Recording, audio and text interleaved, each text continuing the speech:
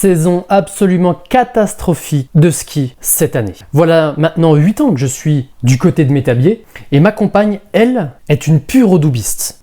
Il s'avère que nous avons le même âge, et bien en 30 ans, c'est pas compliqué, elle n'avait jamais vu aussi peu de neige que cette année. Donc oui, toutes les stations de ski de moyenne montagne ont particulièrement souffert durant cet hiver. D'ailleurs, pour me rendre compte des dégâts qui étaient occasionnés par ce manque de neige, notamment sur les locations, dites-vous bien que cette année, pour la première fois, vous n'aviez absolument aucune difficulté à réserver en pleine saison, d'une semaine à l'autre, sur la station de Métabier. Une petite recherche Booking ou Airbnb, et honnêtement, vous pouviez venir comme vous voulez. Déjà, dans un premier temps, on s'aperçoit qu'on a beaucoup de réservations de dernière minute et que même sur les périodes extrêmement hautes, eh bien, on a de plus en plus de personnes qui attendent et qui finalement réservent en janvier, voire même début février, pour leurs vacances d'hiver. Pourquoi ? Eh bien, parce que tout simplement, ça fait déjà quelques années que effectivement l'enneigement n'est quand même pas terrible sur les stations de moyenne montagne. Pour la petite anecdote, la dernière fois qu'on a eu beaucoup de neige sur notre station, c'était en 2021.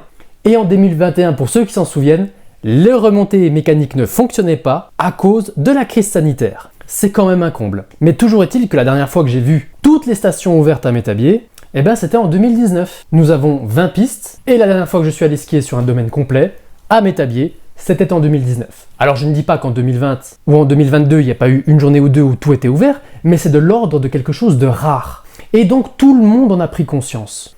Résultat des courses, les gens réservent de moins en moins à l'avance. Et en plus de ça, cette année tout particulièrement, il y a eu une vague d'annulation absolument massive de la part des voyageurs parce que tout simplement, lorsque vous allez réserver une semaine à la montagne pour profiter de la neige et qu'il n'y a pas de neige, eh bien évidemment, vous annulez. Et c'est comme ça qu'on a eu beaucoup d'appartements, notamment ceux qui ne sont pas forcément en très bon état, qui ont quasiment affiché vide durant le mois de février. Mais ce phénomène a eu lieu chez nous, dans le Doubs et dans le Jura. Il a également eu lieu dans les Vosges, où l'enneigement était également absolument catastrophique. Et il a également eu lieu dans le Massif central.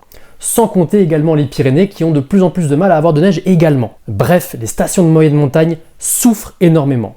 Alors dans ce cadre-là, est-ce que ça vaut le coup encore d'investir dans ces secteurs ? Je vais vous dire une chose, et pour une fois je vais essayer d'être un petit peu positif. Nous, du côté de Métabier, la station a pas mal évolué. Et donc du coup, tout s'est transformé pour en faire une station d'été. Alors qu'est-ce qu'ils font ? Les remontées mécaniques sont toujours entretenues, notamment celle de Métabier, pas celle des Longevilles, ni celle de Picmiette, pour pouvoir faire de une de la luge d'été et de deux surtout du VTT. Et on s'aperçoit que ces appartements qui ont bien marché en février malgré le manque de neige, marchent également bien pour l'été. D'ailleurs, si vous allez sur Airbnb ou Booking pour aller réserver du côté de Métabier, vous allez vous apercevoir que c'est pas forcément évident de trouver un appartement de qualité et à un prix relativement accessible durant la période mi-juillet, mi-août. Métabier profite donc du coup d'avoir un petit peu anticipé ce manque de neige, a commencé à se transformer dès l'année 2019-2020. Résultat des courses, on se retrouve quand même avec beaucoup de monde et beaucoup de touristes, notamment l'été, ce qui n'était pas forcément le cas il y a 10 ans. Alors oui, les prix de juillet-août ne sont pas ceux de février, mais on arrive quand même à avoir des belles rentabilités.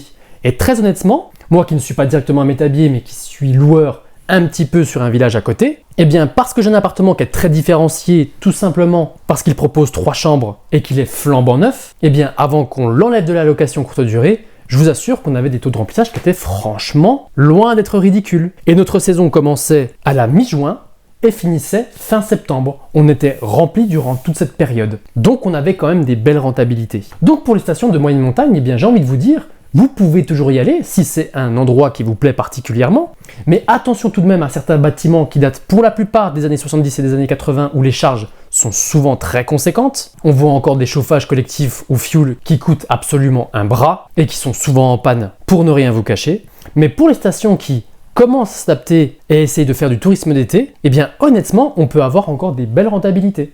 Et ça, les informations sont facilement trouvables.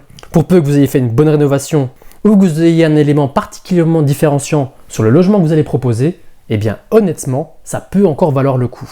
Alors évidemment, Métabier triche un petit peu parce que tout simplement, eh bien, il y a la Suisse juste à côté, donc en plus du tourisme, évidemment qu'il y a une forte attractivité économique sur notre secteur. Parce que oui, chez nous, un couple qui gagne 6 000 €, c'est la norme. Mais malgré ça, on n'a pas forcément des prix qui sont forcément absolument déconnants. Et honnêtement, on est très très loin des prix des stations de haute montagne. Donc oui, le tourisme du ski va certainement mourir par chez nous et dans beaucoup de secteurs de France sur les moyennes montagnes, mais par contre, le tourisme d'été peut vraiment être un sacré relais. D'ailleurs, on s'aperçoit au niveau des profils des locataires que ce n'est pas forcément des gens qui viennent de partout en France.